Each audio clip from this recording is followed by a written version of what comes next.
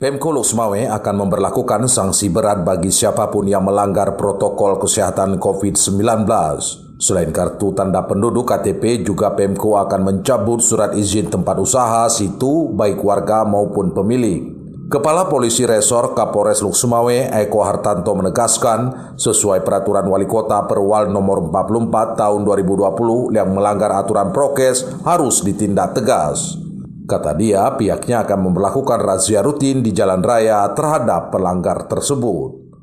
Teguran lisan, teguran tertulis, ya, sanksi sosial, kerja sosial, denda administratif, dan pencabutan KTP.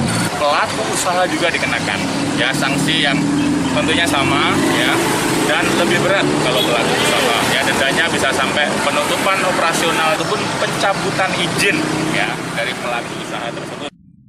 Kapolres Lok Sumawe Eko Hartanto melanjutkan, dalam upaya penertiban itu ada 300 personel aparat gabungan TNI Polri bersama Satuan Polisi Pamong Praja yang diterjunkan ke lapangan. Selain razia, juga dilakukan patroli rutin di sejumlah titik keramaian seperti kafe, objek wisata, pusat pembelanjaan, dan beberapa tempat lainnya. Dari Lok Sumawe, Erwin Jalaluddin melaporkan untuk KBR.